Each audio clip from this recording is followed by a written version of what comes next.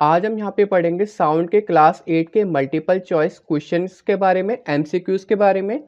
तो देखते हैं यहाँ पे क्वेश्चन फर्स्ट में हमसे क्या पूछा गया है। A list of mediums is given below. हमें यहाँ पे कुछ मीडियम्स के नाम दे रखे हैं, जैसे कि यहाँ पे हमें वुड, वाटर, एयर और वैक्यूम दे रखा है। वुड, वाटर, एयर तो आप सभी लोगों को पहले से ही पता होगा। मैं यहाँ पे वैक्यूम के बारे में बता देता हूँ कि वैक्यूम होता क्या है।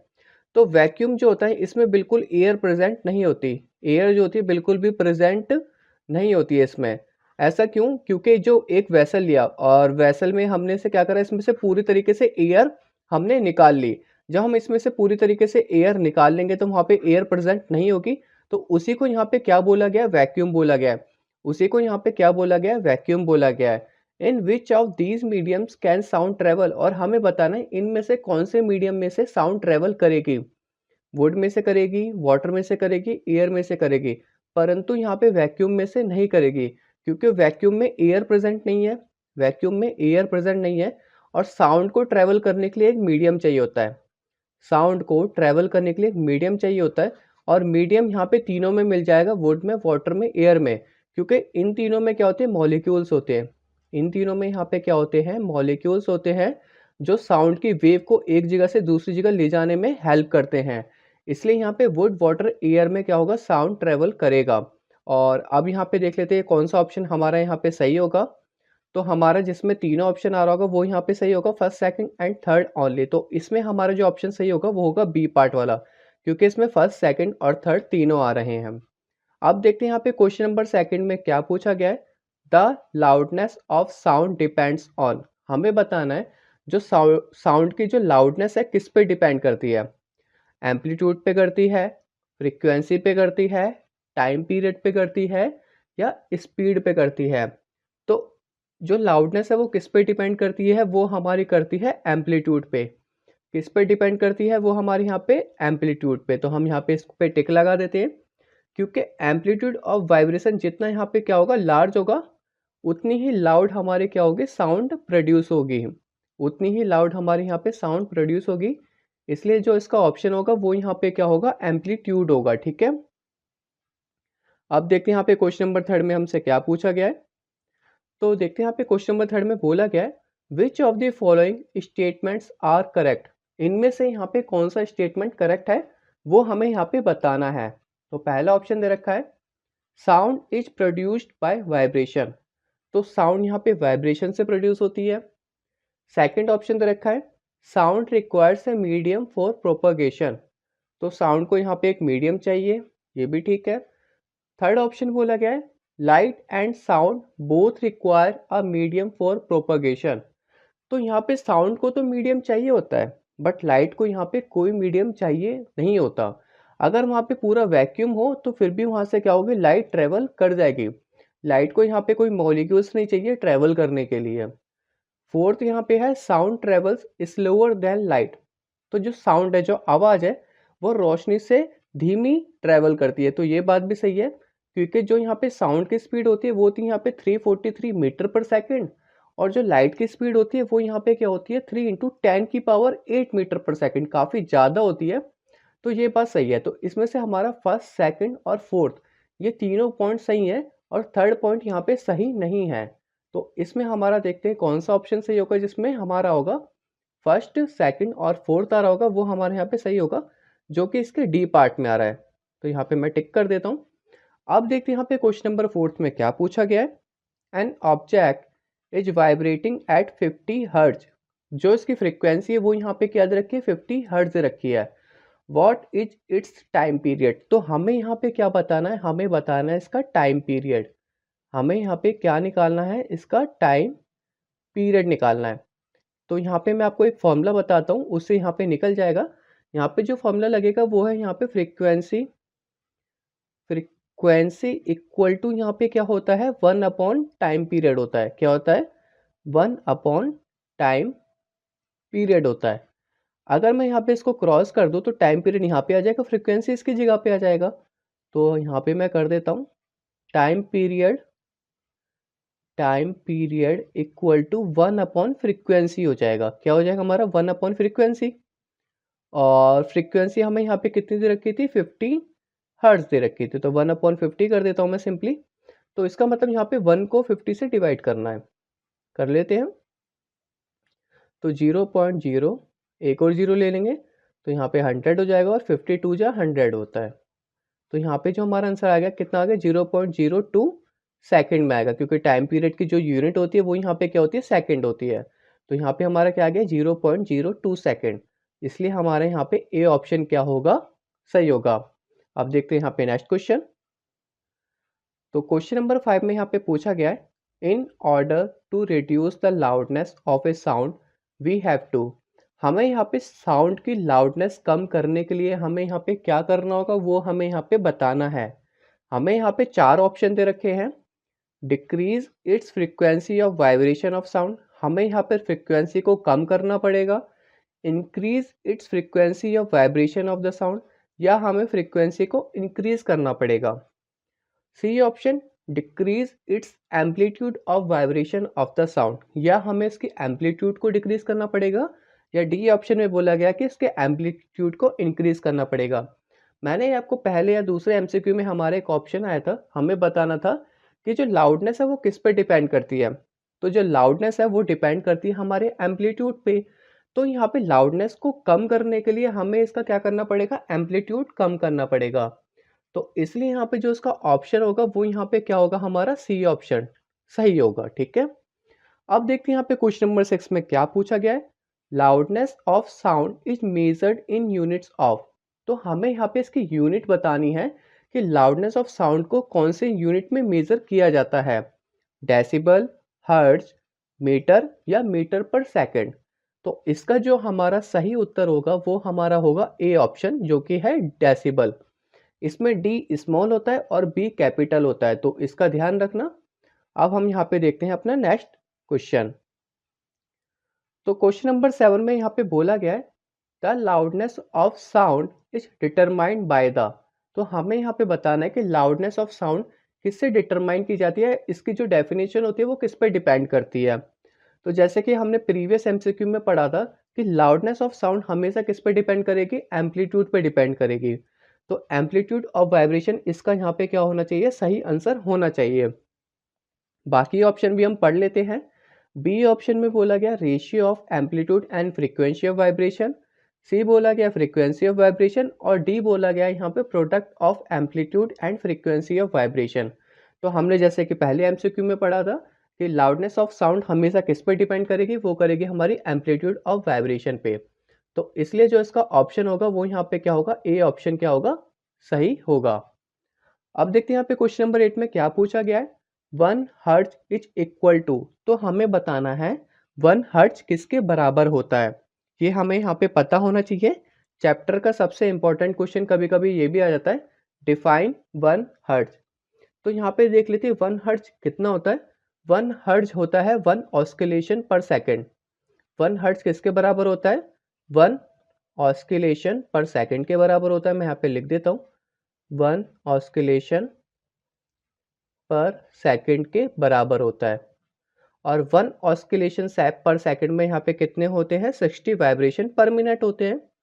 क्या होते हैं, 60 वाइब्रेशन पर मिनट होते हैं।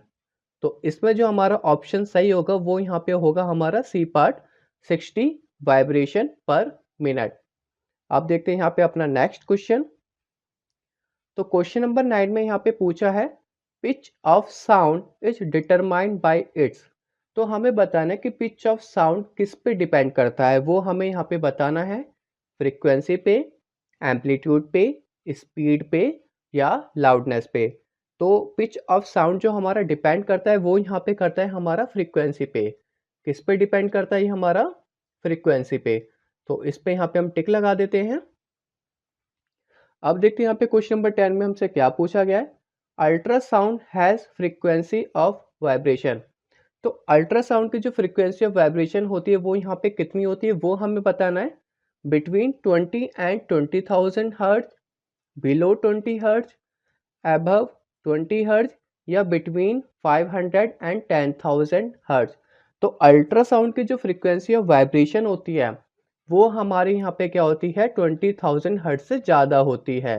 तो इसलिए यहाँ पे इसका जो ऑप्शन होगा वो यहाँ पे क्या होगा, सी होगा। अब देखते हैं यहाँ पे अपना next question. Voice of which of the following is likely to have the minimum frequency. किसकी वॉइस की यहाँ पे सबसे कम फ्रीक्वेंसी होती है वो हमें यहाँ पे बताना है। Baby girl, baby boy, a man, a women. तो सबसे कम जो हमारी फ्रीक्वेंसी होती है वो होती है मैन की, और सबसे ज़्यादा जो फ्रीक्वेंसी होती है वो होगी यहाँ पे बेबी गर्ल की। अगर हम यहाँ पे मैन और वुमेन में कंपेयर करें तो यहाँ पे सबसे ज़्यादा जो फ्रीक्वेंसी होती है वो यहाँ पे वुमेन की होती है। तो याद रखना यहाँ पे हमसे सबसे कम पूछा था, इसलिए यहाँ पे हमारा सी ऑप्शन सही होगा। अब देखते हैं यहाँ पे क्वेश्चन नंबर 12 में हमसे क्या पूछा गया है। Sound can travel through. तो साउंड यहाँ पे किस में ट्रेवल कर पाएगी वो हमें बताना है। गैसेस में, सॉलिड्स में, लिक्विड्स में, या तीनों में। जैसे कि हमने पहले एमसीक्यूज में पढ़ा था कि साउंड सिर्फ वैक्यूम में ट्रेवल नहीं कर पाएगी जहाँ पे एयर बिल्कुल भी प्रेजेंट ना हो। वो सॉलिड में भी ट्रेवल करेगी, लिक्विड में भी करेगी, गैसेस में भी करेगी, क्योंकि तीनों में यहाँ पे क्या होते हैं, मॉलिक्यूल्स होते हैं और उसको ट्रेवल करने के लिए एक मीडियम मिल जाता है। तो इसलिए यहाँ पे इसका जो ऑप्शन सही होगा वो यहाँ पे क्या होगा, हमारा डी ऑप्शन सही होगा। अब देखते हैं यहाँ पे अपना नेक्स्ट क्वेश्चन। तो यहाँ पे क्वेश्चन नंबर 13 में देखते हैं क्या पूछा है। Which of the following vibrates when a musical note is produced by the symbols in an orchestra. तो यहाँ पे ऑर्केस्ट्रा में जो सिंबल्स वाइब्रेट किए जाते हैं तो कौन सा म्यूजिकल नोट से की जाती है वो हमें यहाँ पे बताना है। स्ट्रेच स्ट्रिंग से, स्ट्रेच मेम्ब्रेन से, या मेटल प्लेट से, या एयर कुलम से। तो मैं आपको बताना चाहूँगा जो सिंबल्स होते हैं ये हमारे ज़्यादातर कीर्तन में भी देखा होगा आप यूज़ करते हैं, जो कि यहाँ पे क्या होता है, मेटल प्लेट्स होती हैं, जो कि यहाँ पे किससे होता है, मेटल प्लेट से यहाँ पे म्यूजिकल नोट प्रोड्यूस की जाती है। तो इसलिए जो इसका ऑप्शन होगा वो यहाँ पे क्या होगा, सी ऑप्शन होगा, मेटल प्लेट से। अब देखते हैं यहाँ पे क्वेश्चन नंबर 14 में क्या पूछा है। A musical instrument is producing a continuous note. एक यहाँ पे म्यूजिकल इंस्ट्रूमेंट है जो कि यहाँ पे कंटिन्यूस नोट प्रोड्यूस कर रहा है। This note cannot be heard by a person having a normal hearing range. यहाँ पे बट पर्सन उसको सुन नहीं पा रहा है। This note must then be passing through. किस वजह से नहीं सुन पाएगा, वाटर की वजह से, वैक्स की वजह से, वैक्यूम की वजह से, या एम्प्टी वेसल की वजह से। मैंने आपको एक चीज़ बताई थी कि जो साउंड है वो ट्रेवल कब नहीं कर पाता, जब वहाँ पे एयर प्रेजेंट नहीं होती, जिसको हम यहाँ पे क्या बोलते हैं, वैक्यूम बोलते हैं। तो ऑब्वियसली इसका जो ऑप्शन सही होगा वो यहाँ पे क्या होगा, सी ऑप्शन सही होगा, क्योंकि वहाँ पे जो हमारी साउंड है वो ट्रेवल नहीं कर पाएगी। अब देखते हैं यहाँ पे अपना नेक्स्ट क्वेश्चन। तो क्वेश्चन नंबर 15 में यहाँ पे क्या पूछा है। Which of the following sound frequency can be hear by a woman having a normal hearing range. तो यहाँ पे कौन सी साउंड फ्रीक्वेंसी एक वुमेन आराम से सुन पाएगी जब उसका नॉर्मल हियरिंग रेंज होगा। नॉर्मल हियरिंग रेंज मतलब 20 हर्ट्ज से जस्ट ऊपर। तो यहाँ पे देखते हैं 20 हर्ट्ज से जस्ट ऊपर कौन सा है। 25,000 हर्ट्ज काफ़ी ज़्यादा हो जाएगा, वैसे हमारी हियरिंग रेंज जो होती है वो 20 हर्ट्ज से 20,000 होती है। तो ऑब्वियसली 25,000 तो हम सुन ही नहीं पाएंगे। बी यहाँ पे क्या है हमारा 15 किलो हर्ट्ज, ये यहाँ पे क्या है, किलो हर्ट्ज है, तो ये ऑब्वियसली बहुत ज़्यादा हो गया। और फिर सी ऑप्शन यहाँ पे क्या है 45,000 हर्ट्ज, तो ये भी नहीं सुन पाएंगे। डी यहाँ पे क्या है प्रॉपर 25 हर्ट्ज है, और हमारी जो हियरिंग रेंज होती है वो 20 हर्ट्ज टू हमारी कितनी होती है, 20,000 हर्ट्ज होती है। तो ऑब्वियसली जो इसका ऑप्शन होगा वहाँ पे सिर्फ डी ऑप्शन ही होगा, तो इसलिए मैं यहाँ पे लगा देता हूँ उसका ओनली डी। अब देखते हैं यहाँ पे क्वेश्चन नंबर 16 में क्या पूछा है। When we change a feeble sound to a loud sound we increase its. यहाँ पे बोला गया है जब हम यहाँ पे काफ़ी कम साउंड से काफ़ी लाउड होते हैं तो हम यहाँ पे क्या इंक्रीज करते हैं। मैंने आपको बताया था पहले ही कि जो लाउडनेस ऑफ साउंड है वो किस पे डिपेंड करती है, वो हमारी एम्पलीट्यूड पे डिपेंड करती है। किस पे डिपेंड करती है, एम्पलीट्यूड पे, फ्रीक्वेंसी पे नहीं करेगी, स्पीड पे नहीं करेगी, टिम्बर पे नहीं करेगी, किस पे करेगी, वो हमारे एम्पलीट्यूड पे करेगी। तो इसलिए जो इसका ऑप्शन होगा वो यहाँ पे क्या होगा, हमारा बी ऑप्शन सही होगा। अब देखते हैं यहाँ पे नेक्स्ट क्वेश्चन। क्वेश्चन नंबर 17 में यहाँ पे पूछा गया है। Before playing the orchestra in a musical concert a sitarist try to adjust the tension and plug the strings suitably by doing so he is adjusting. तो यहाँ पे ऑर्केस्ट्रा में जाने से पहले एक म्यूजिकल कॉन्सर्ट में जो होता है, वहाँ पे सितारिश क्या करता है, वो उसकी जो प्लग होती है, उसकी टेंशन की जो स्ट्रिंग होती है, वो उसको एडजस्ट करता है। तो वो एडजस्ट क्यों करता है, वो हमें यहाँ पे बताना है। इंटेंसिटी ऑफ साउंड ओनली, जो एडजस्ट होती है वहाँ पे क्या होती है, सिर्फ इंटेंसिटी होती है। एम्पलीट्यूड को करता है, या frequency of the sitar ring with the frequency of other musical instrument, या लाउडनेस ऑफ साउंड। तो वहाँ पे जो एडजस्ट करता है वो किस लिए करता है, वो फ्रीक्वेंसी के लिए करता है। किस लिए करता है, यहाँ पे फ्रीक्वेंसी के लिए, जो उसका नंबर ऑफ वाइब्रेशन है वो इसको यहाँ पे एडजस्ट कर पाए। तो इसका जो ऑप्शन होगा वो यहाँ पे क्या होगा, हमारा सी ऑप्शन सही होगा। और देखते हैं यहाँ पे क्वेश्चन नंबर 18 में क्या पूछा गया है। A key of mechanical piano is first struck gently and then struck again but much harder this time in the second case. तो देखा होगा जो मैकेनिकल पियानो है, उसको उसने पहले बहुत आराम से दबाया, फिर उसके बाद उसने उसको काफ़ी तेज़ दबाया। तो सेकंड केस में क्या होगा, sound will be louder but pitch will not be different. तो यहाँ पे क्या होगी, साउंड बढ़ेगी और पिच यहाँ पे उसमें कोई चेंज नहीं आएगा। बी यहाँ पे बोला गया है, sound will be louder and the pitch will also be higher. तो यहाँ पे बोला गया है कि साउंड भी बढ़ेगी, और साउंड मतलब यहाँ पे साउंड लाउड होगी और पिच भी यहाँ पे हायर होगी। सी ऑप्शन बोला गया है, sound will be louder but pitch will be lower. तो यहाँ पे साउंड लाउड होगी और पिच यहाँ पे कम हो जाएगी। डी ऑप्शन बोला गया है, both loudness and pitch will remain unaffected. तो यहाँ पे दोनों ही अनअफेक्टेड रहेगी, यहाँ पे किसी से कोई मतलब ही नहीं है। तो ये ऑप्शन तो बिल्कुल ही गलत है। इसका जो हमारा ऑप्शन होगा वो हमारा ए ऑप्शन सही होगा।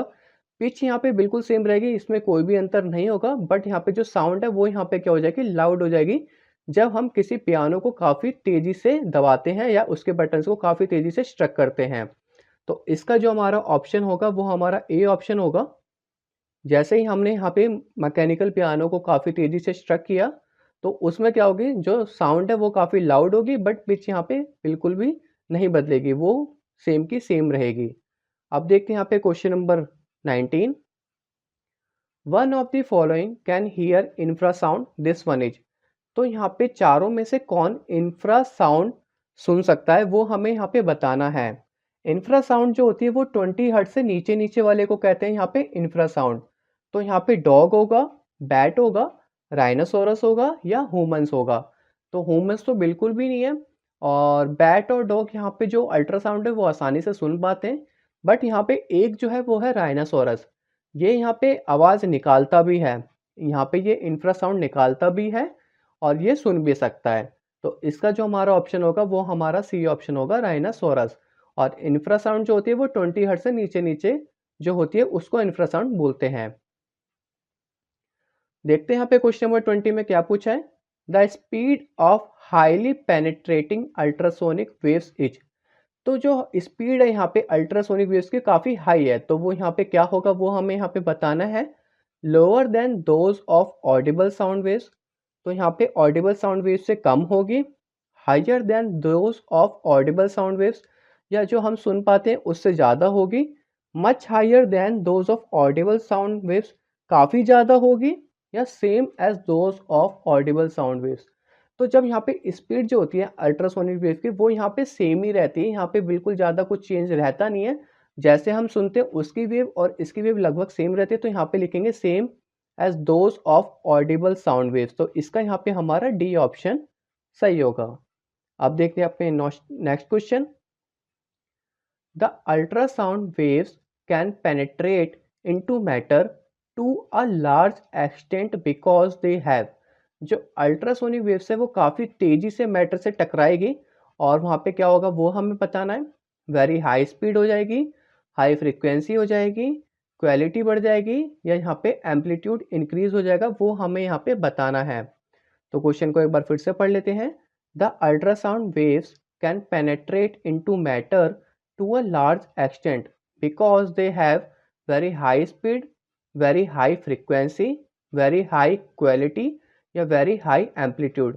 तो यहाँ पे जो उसकी फ्रीक्वेंसी होगी वो यहाँ पे क्या होगी, काफ़ी ज़्यादा होगी। तो इसलिए यहाँ पे क्या होगा, इसका बी ऑप्शन सही होगा, क्योंकि फ्रीक्वेंसी ज़्यादा होने से जो पेनेट्रेट है वो काफ़ी ज़्यादा हो जाएगा। अब देखते हैं यहाँ पे क्वेश्चन नंबर 22।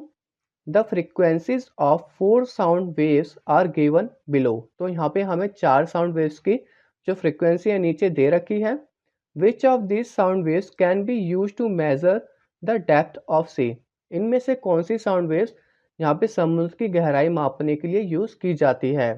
तो 50,000 hertz, 10 kilo hertz, 50 kilo hertz या 10,000 हर्ट्ज।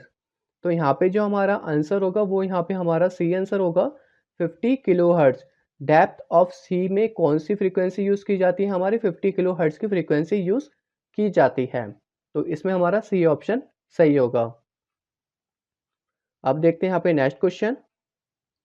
तो क्वेश्चन नंबर 23 में पूछा है which of the following frequency of sound can be generated by a vibrating simple pendulum. Which of the following frequency of sound can be generated by a vibrating simple pendulum as well as by the vibrating vocal cords of a rhinoceros। तो मैंने आपको पहले ही बताया था जो rhinoceros की जो frequency होती है वोकल कॉर्ड की काफ़ी कम होती है, जैसे कि इंफ्रासोनिक वेव्स भी बोला जाता है उसे, जो कि 20 हर्ट्ज से कम होता है, जो कि 20 हर्ट्ज से कम होता है। और पेंडुलम की जो वाइब्रेटिंग होती है वो भी यहाँ पे फ्रीक्वेंसी काफ़ी कम होती है। तो इसमें यहाँ पे क्या होगा, हमारा 20 हर्ट्ज से कम यहाँ पे एक ही ऑप्शन है जो कि यहाँ पे सी ऑप्शन है 10 हर्ट्ज। तो ये वाला ऑप्शन यहाँ पे क्या होगा, हमारा सही होगा। अब देखते हैं question number 24। Which of the following are use to study the growth of foetus inside the mother's वॉर्म। तो यहाँ पे जो फोइटस है जो यहाँ पे मदर्स में जैसे कि यूज़ किया जाता है देखने के लिए कि है कि नहीं है, तो वो कौन सी वेव से देखा जाता है, रेडियो वेव से, एक्सरे से, इंफ्रारेड वेव से या साउंड वेव से। तो इसका यहाँ पे जो ऑप्शन सही होगा वो होगा इंफ्रारेड वेव से। तो किससे देखा जाता है, यहाँ पे इंफ्रारेड वेव से देखा जाता है कि मदर्स के वोम के अंदर यहाँ पे फोइटस है कि नहीं है। अब देखते हैं यहाँ पे next question. We can distinguish between the musical sounds produced by different singers on the basic of the characteristics of sound called. तो यहाँ पे जो म्यूजिक साउंड होती है जो डिफरेंट, हमें कैसे पता चलता है कि ये यहाँ पे हनी सिंह गा रहा है या यहाँ पे बादशाह गा रहा है, यहाँ पे कोई डिफरेंट सिंगर गा रहा है, हमें कैसे पता चलता है, उनकी फ्रीक्वेंसी से। टिम्बर, टिम्बर मतलब होता है एक तरह से लय, किसी चीज़ की लय होती है ना कि एक लय पकड़ के चलता है, वो होती है पिच से या लाउडनेस से। तो ज़्यादातर फ्रीक्वेंसी, पिच, लाउडनेस ये तो सेम ही रहती है सबकी, और थोड़ी बहुत डिफरेंट होती है, इससे नहीं पता चल पाता। तो जो हमें लय से पता चलता है जो कि यहाँ पे बी ऑप्शन होगा टिम्बर। टिम्बर से हम पता कर पाते हैं कि इसकी साउंड अलग है और इसकी साउंड यहाँ पे अलग है, हम यहाँ पे अपने सिंगर्स को पहचान पाते हैं। तो वो किस वजह से हो पाता है, वो टिम्बर की वजह से होता है। और टिम्बर को यहाँ पे बोलते हैं एक तरह से लय में गाना, ठीक है, लय होता है ना किसी की, तो सबकी अलग अलग लय होती है जिस वजह से हम यहाँ पे पहचान पाते हैं। अब देखते हैं यहाँ पे क्वेश्चन नंबर 26 में क्या पूछा है। The maximum speed of vibration which produce audible sound will be in. The maximum speed of vibration which produce audible sound will be in dry air, sea water, ground glass या human blood. तो यहाँ पे सबसे ज़्यादा vibration किस में produce होगी, जो हमें सुनाई भी दे। तो ऑब्वियसली जब यहाँ पे ग्लास नीचे गिरेगा, ग्राउंड ग्लास, तो उसमें ही हमें यहाँ पे सुनाई देगी। तो इसमें हमारा क्या होगा, सी ऑप्शन सही होगा। अब देखते हैं यहाँ पे अपने next question. The sound waves travel fastest. तो जो साउंड वेव्स है किस में काफ़ी तेज़ी से जाएगी वो हमें बताना है, सॉलिड्स में, लिक्विड्स में, गैसेस में या वैक्यूम में। तो जो हमारा आंसर सही होगा वो यहाँ पे होगा हमारा, क्या होगा, सॉलिड होगा, क्योंकि सॉलिड में जो साउंड वेव्स है काफ़ी तेज़ी से ट्रैवल करती है, क्योंकि जो इसके मॉलिक्यूल्स होते हैं वो काफ़ी पास पास होते हैं। उसके बाद जो साउंड ट्रैवल करेगी वो लिक्विड में करेगी, उसके बाद गैस में करेगी, और वैक्यूम में तो साउंड ट्रैवल नहीं करेगी। तो इसलिए यहाँ पे जो इसका आंसर होगा वो सॉलिड होगा, क्योंकि जो इसके पार्टिकल्स होते हैं काफ़ी पास पास होते हैं, जिसकी वजह से साउंड जो है काफ़ी तेज़ी से ट्रैवल कर पाती है। अब देखते हैं यहाँ पे क्वेश्चन नंबर 28 में क्या पूछा गया है। The speed of sound in 4 different media are given below. तो यहाँ पे हमें 4 डिफरेंट मीडिया दे रखे हैं साउंड के। Which of the following is the most likely speed in metre per second with which the two under water whales in a sea talk to each other when separated by a large distance. तो यहाँ पे क्या हुआ है, दो Wales हैं वो काफ़ी दूर चली गई हैं और वो आपस में बात कर रही हैं। तो वहाँ पे जो ट्रैवल है वो यहाँ पे कैसे करेगा वो हमें बताना है। तो स्पीड बतानी मीटर पर सेकंड में, क्या बतानी हमें, स्पीड मीटर पर सेकंड में बतानी है। दो व्हेल्स हैं, आपस में काफ़ी दूर चली गई हैं और वो बातें कर रही हैं, तो उसकी जो स्पीड होगी यहाँ पे जो साउंड की जो ट्रैवल करेगा वो कितने में करेगा वो हमें बताना है। 340 जो करता है वो तो हमारा जो करता है वो एयर में करता है। 5170 ये हमारा मेटल के आसपास का होगा। और जो इसका आंसर करेक्ट होगा अप्रॉक्स वैल्यू देखा जाए तो वो हमारा होगा 1530, क्योंकि जो हमारा साउंड ट्रैवल करता है, जो हमारा साउंड ट्रैवल करता है वाटर में, जो हमारा साउंड ट्रैवल करता है वाटर में वो यहाँ पे 1500 तो 1550 मीटर पर सेकंड करता है। मतलब 1500 टू 5050 या हम 5030 भी बोल सकते हैं। इसी के बीच में यहाँ पे वाटर में क्या होती है, साउंड ट्रैवल करती है, तो इसलिए जो इसका ऑप्शन होगा वो यहाँ पे डी ऑप्शन होगा 1530। अब देखते हैं यहाँ पे नेक्स्ट क्वेश्चन। क्वेश्चन नंबर 29 में पूछा गया है the velocities of sound waves in 4 media. तो हमें यहाँ पे 4 मीडिया दे रखे P Q R and S. Are 18,000 kilometre per hour, 900 kilometre per hour, 0 kilometre per hour and 1200 kilometre per hour respectively. Which medium could be a liquid substance. तो हमें बताना है इनमें से कौन सा लिक्विड है। तो यहाँ पे साउंड जब ट्रेवल करेगी सबसे तेजी से जो करेगी वो मेटल में करेगी, जो कि यहाँ पे कितना हो जाएगा 18,000 किलोमीटर पर आवर। और 900 जो होगा वो गैसेस होगा, क्योंकि लिक्विड का क्या करता है थोड़ा ज़्यादा करता है गैसेस से, तो यहाँ पे 1200 किलोमीटर पर आवर। और लास्ट वन इज हमारा एस था, तो इसमें जो हमारा होगा डी ऑप्शन सही होगा, क्योंकि जब लिक्विड में जो हमारा जो ट्रेवल करती है वो गैसेस से ज़्यादा तेज करती है, तो गैसेस से ज़्यादा तेज यहाँ पे क्या होगा हमारा 1200 होगा, क्योंकि 900 यहाँ पे गैस हो गया, 1200 यहाँ पे लिक्विड हो गया, और यहाँ पे कोई भी मेटल ले लेते हैं वो हो गया हमारा 18,000 किलोमीटर पर आवर। और 0 किलोमीटर पर आवर हमारा वैक्यूम होगा, क्योंकि वहाँ पे कोई साउंड ट्रेवल नहीं करेगी। तो इसलिए जो उसका ऑप्शन होगा वो यहाँ पे डी ऑप्शन सही होगा, एस। अब देखते हैं यहाँ पे अपना last question, question number 30। Which of the following modes is utilized in the production of sound by humans। तो यहाँ पे कौन सा मोड यूटिलाइज करते हैं जब हम यहाँ पे साउंड प्रोड्यूस करते हैं अपनी बॉडी से। Vibrating membranes, vibrating plates, vibrating strings या वाइब्रेटिंग एयर कूलम्स। तो यहाँ पे हमारा सी ऑप्शन से होगा वाइब्रेटिंग स्ट्रिंग्स, जो कि हमारा वोकल कोड से निकलती है आवाज़। तो यहाँ पे क्या होगा हमारा वाइब्रेटिंग स्ट्रिंग्स होगा। क्या होगा हमारे यहाँ पे वाइब्रेटिंग स्ट्रिंग्स। होप आपको यहाँ पे सारे एमसीक्यू समझ में आ गए होंगे। Thanks for watching.